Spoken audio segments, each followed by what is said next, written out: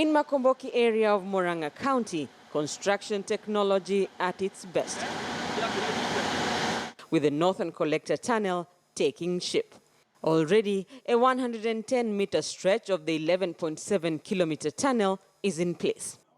Water Cabinet Secretary Eugene Wamalwa and Muranga Governor Mwangi wa Iria paid a visit to the construction site just a day after CORD leader Raila Odinga stirred the waters over the 6.8 billion shilling World Bank-funded project meant to draw water from rivers Irati, Gikigi and Maragua into the Ndakaini Dam for consumption in Nairobi. Larger Muranga, Garissa and Ukambani and Tana River Delta region will be deserted within 5 years of this project being implemented. The Muranga County government has fired back, dismissing Raila's claims that the project was being conducted in secrecy and that an environmental impact assessment has not been carried out. There is a due process of doing impact assessment certification. The process is clearly defined. It is step by step, and it is mandatory. So this is not a political issue of whether you want this to happen and to happen when. But it has now emerged that the project had come up before the Muranga County Assembly in December 2014, and members of the Assembly then were jittery about the project over, among other issues, the social and environmental impact, lack of public participation, and benefits to the residents of Muranga. A report by the Water, Energy, Forestry and Natural Resources Committee commissioned by the County Assembly over the project proposed that the implementation of the whole project be suspended until all matters raised are fully addressed. Now the governor says the Assembly was not initially opposed to the project. The people of Muranga raised a question. They said, as we supply water to Nairobi, we also need to be convinced that the people of Muranga will also benefit in terms of supply of water from the project. As an assembly, we were not opposed to the project. As an assembly, what we wanted is clarification on whether all the due process has been followed upon the project. The governor would not elaborate what exact issues from the committee's recommendations were resolved. We are still furthering that conversation. So what we are saying is that it is a continuous process on how we need to benefit. In a statement, Raila Odinga, reacting to Mwangi wa Iria, asked the governor to stand up for the people of Muranga. On Monday, Jubilee leaders accused Raila of opposing the same project he launched in 2012. And we all know that this project was Raila's baby. It is a project that the Jubilee government has adopted. And it's not the only project. All Vision 2030 projects have been prioritized by the Jubilee government. Controversy over the Northern Collector Tunnel is not just about the environment. Political and financial issues over compensation surround the project, one of the government's biggest initiatives to try and solve Nairobi's perennial water problems. Rita Tinina, KTN News.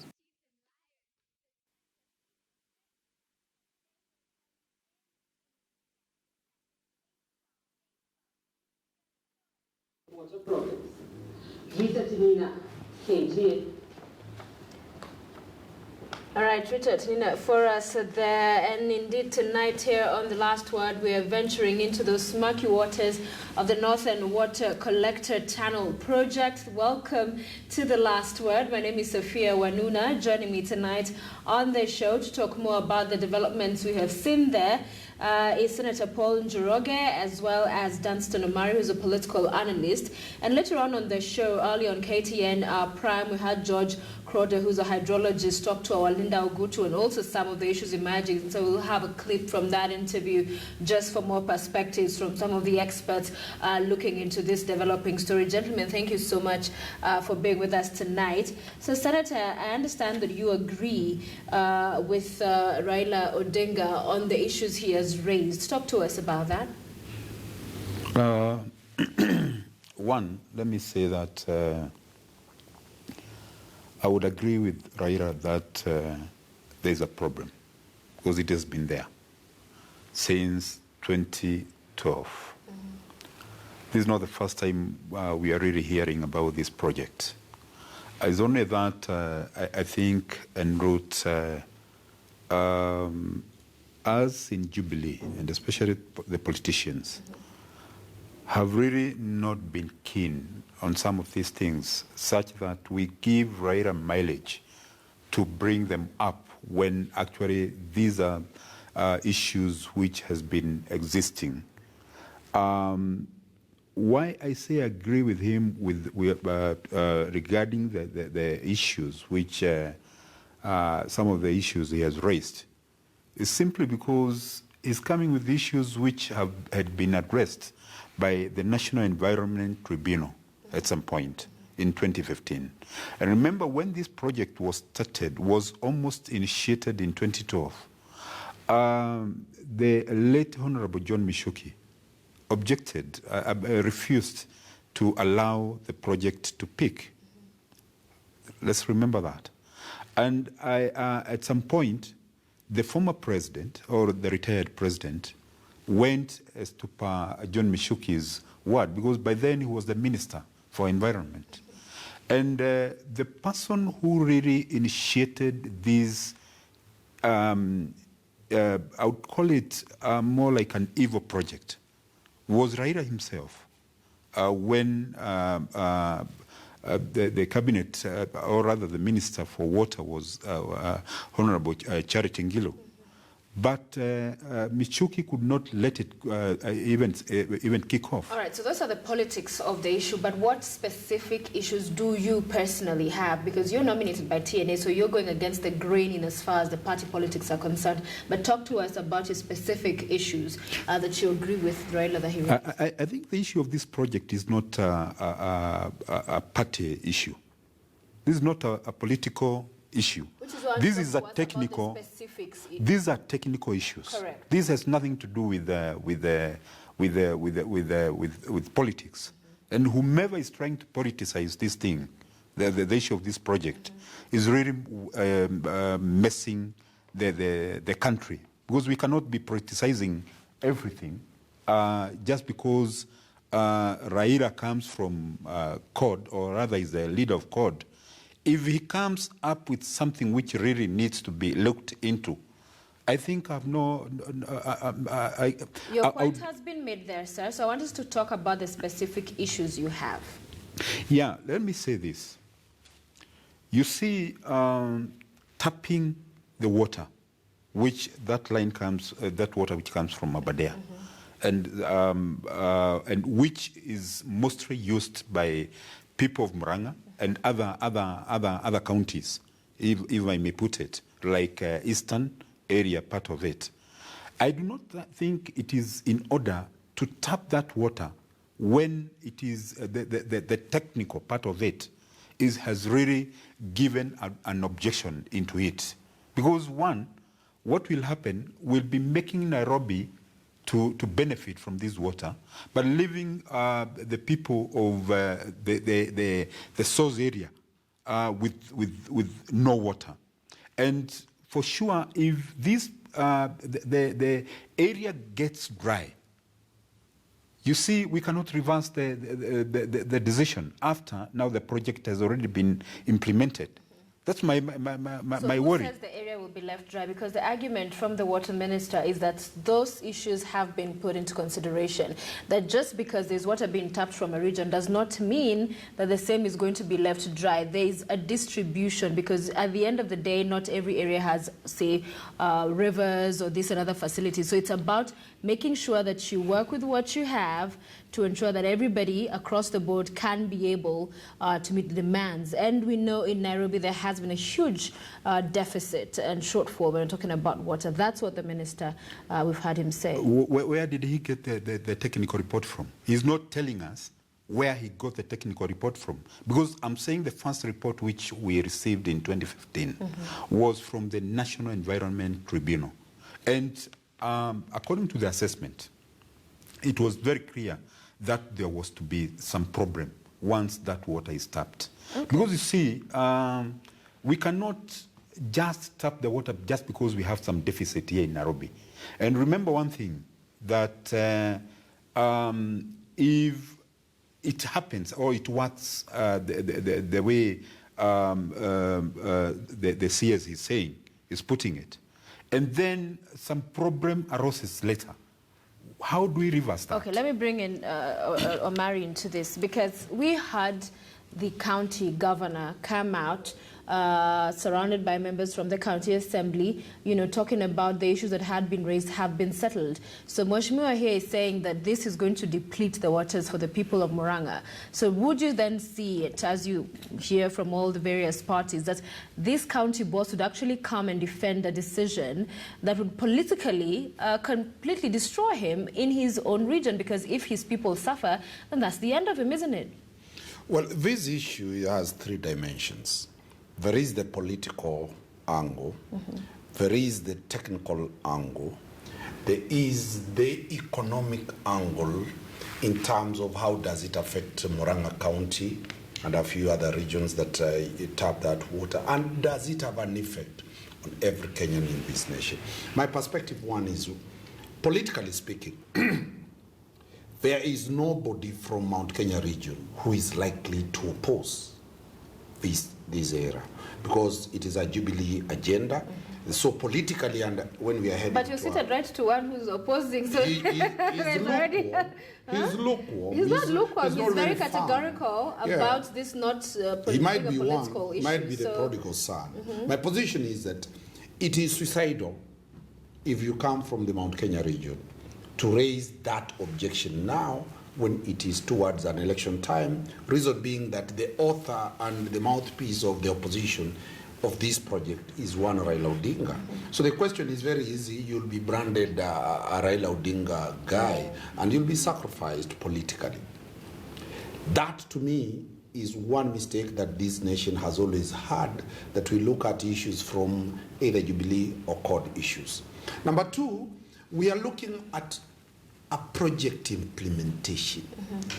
Project implementation has world standards set and best practices that needs to be done. Were those requirements complied with? Was there an environmental impact assessment report before the implementation? Yeah. Were there tenders floated? Was Parliament involved in approving such a serious project? Was it part and parcel of the budget? Who is funding this project? Is it the taxpayer? Is it a loan from the World Bank? Why is this project never known within the circles of the World Bank? Its website will always say the projects they are dealing in this country. Why is it not part of the manifesto? And that is why those are the issues that we are saying. If it is a law... Are you saying this World Bank is not involved because they were present when it was being launched? Number two, not part of the manifesto. It isn't as far as water is concerned. But remember, the project was initiated even before this government came into office. All I'm saying, there is a very good explanation that this was a brainchild of one retired President Mwai Kibaki and the then former Prime Minister. It is not the question of who conceptualized the idea, it's a question of the viability of the project. Legitimacy does not originate because it was at that time. I expect the government, pursuant to Article 35 and Article 34 of the Constitution, to produce documents. This story could have died within a very short time. Government has all the documents before, from 2011, at the time of inception towards Vision 2030. Okay. Today, if government produced the documents, the question of secrecy is the fact that people are speculating. Nobody has come out very clearly to give item by item, bullet by bullet. When government was pressured, the same tactic in the Eurobond, when Rotich came out providing bullet by bullet, document by document, the Eurobond issue collapsed. In my own view, this is, to me, what is very critical, that by tomorrow, KTN should be given all the documents, so that the documents are put before the public will look at the document, and because in my own perspective, there is a serious need for water in Nairobi. All right, let me bring it back to Mheshimiwa, because the concern with those who are reading all sorts of malice or this being a red herring is that the timing of the same, because as you said, these are not issues that we're hearing for the first time, that in fact the County Assembly of Muranga County did discuss and canvass this matter a few years back. So this is not the first time it's coming up. And there are those who argue the issues then were resolved and that it's coming up at this particular time. There are those who said that this is just a diversionary, say, tactic by the former PM. I think I was reading one of the articles today, somebody was saying to distract the country's attention from the implosion in court. So then, as you stand for you to support what he's saying, do you question the timing of it? Let me say, I would actually not question the timing of it. Okay. Because... so what is the development that has caused for there to be this particular now calling for action at this time? You see, Raila at some point he's a rider. Mm-hmm. Remember that. What does that mean? I'm saying... he knows, you know, he did his calculations right. Because this is a project which had a problem since 2012. And he knows very well where issues which would raise questions were. And remember, he is more like the initiator of this project. In the first place, if there is anything wrong that was done, it is him who really actually initiated the problem. Because if it were not for Michuki, John Michuki, Raila was really for this project. Remember that.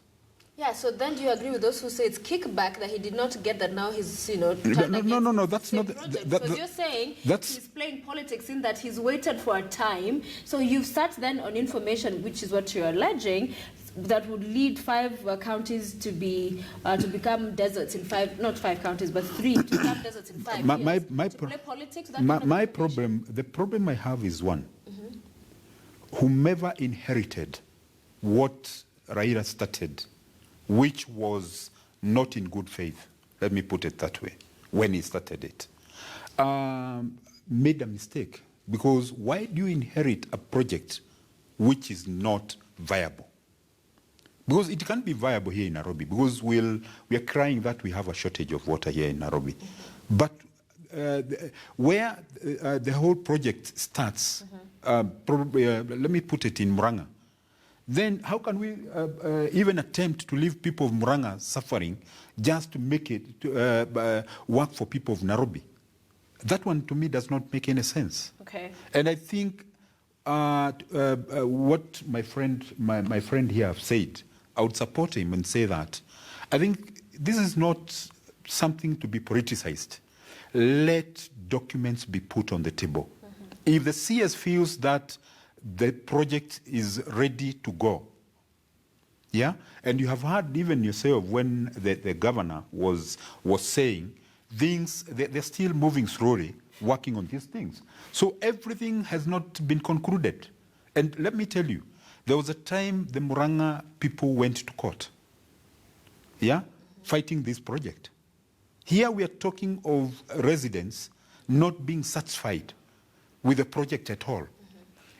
So someone is really pushing for this project to continue, when actually even the residents themselves, they really... But what was the court ruling when they moved to court? Well, it was not to their favor, but you know. But so doesn't the law at the end of the day stand supreme? Should we then, because you know your sole argument so far is that Nairobi should not get the Muranga people water because the Muranga people will be left without water. But then if you poke holes into that argument, it's to say, for example, if a region grows bananas and we want bananas in a different region, we cannot buy some of those bananas or figure a mechanism to be able to ensure everybody gets some of those, especially for water, which is a... Let me put it this way. Remember, this was after a report from the National Environment Tribunal.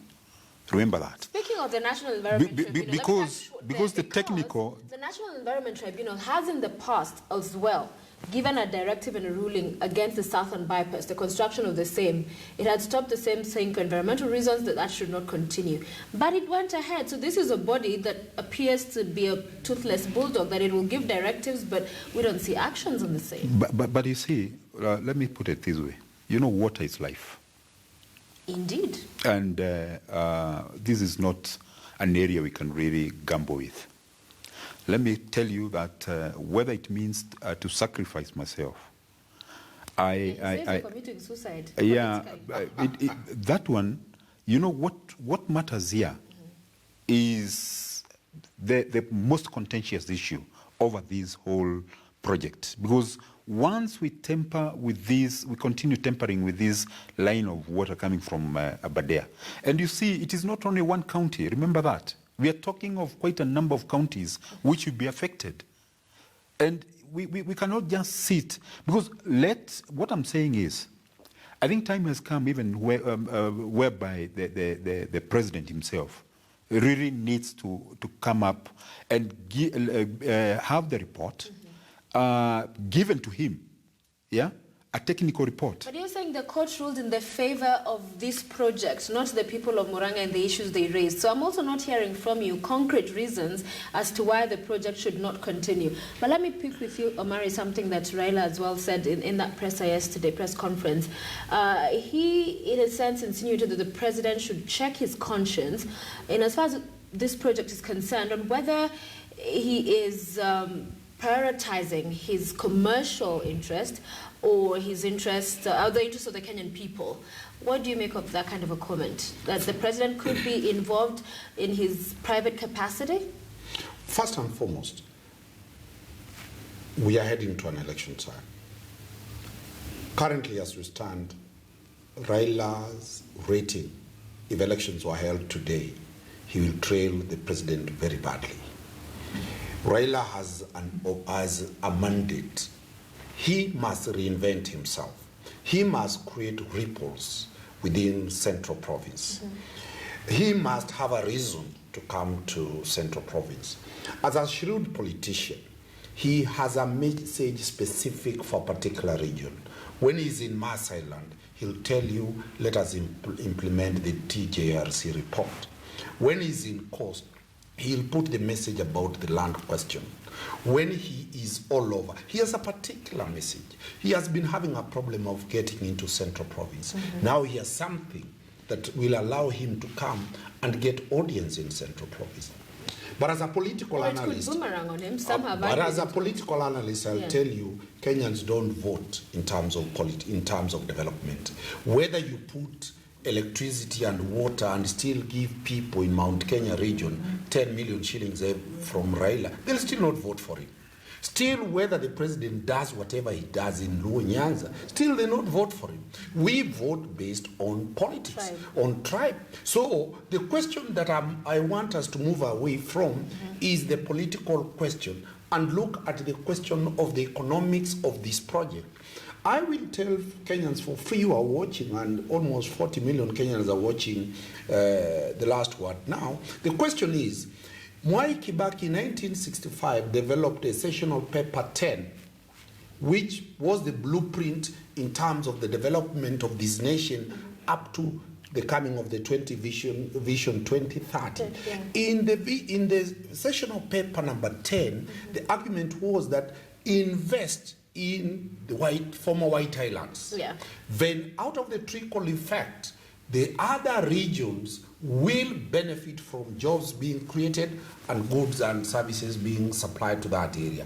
That explains why this country has the greatest inequality in development that has been addressed in bringing in the Constitution the Equalization Fund to try to deal with those areas that were neglected. So in that sessional paper number 10, the same Kibaki who drafted it was the president when this project was conceptualized.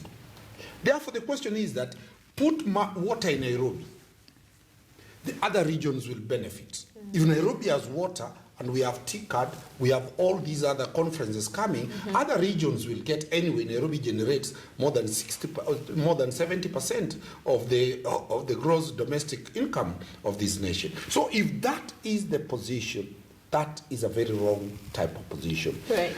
But the question I'm asking, and that is what I want people to think about, are we indebted as Kenyans in this project?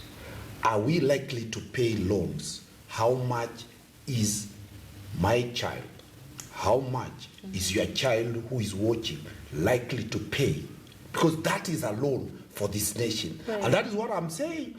Instead of politicizing this matter, who conceptualized it, we need documents to know how much I'm going tomorrow to court as an advocate after I've been paid my fees, how much is going to be taken for repayment of this project.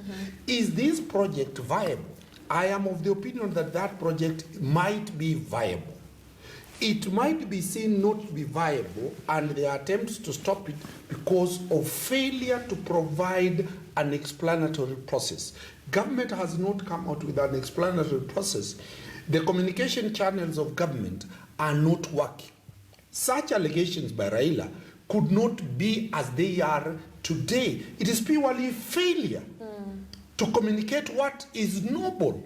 Okay. So my position is that government communication channels should wake up, put to the public, this is what has been done, these are the benefits of this nation, these are the challenges that we are likely to face, these are the solutions that we have put in place, these are the interventions that will come into place, and the story ends. But the fact that we are moving to politicize, that this is a Raila matter, that does not attract anybody who is intelligent mind to buy that idea. All right, gentlemen, we're going to take a break. When we return, hopefully we'll be able to play an interview that my colleague Linda Ogutu conducted earlier with George Kuroda, who's a hydrologist, so we can get insights as well from experts in this, of course, field that we are talking about, the Murky Waters as a Northern Water Collector Tunnel project, and just some of the issues emerging from the same. So we'll be back with more. And remember, Twitter poll question, we're asking you, do you agree with Raila Odinga that this project should be halted? There's quite a number of your tweets that have come in. I will be sampling them when we come back from this break. Please stay with us.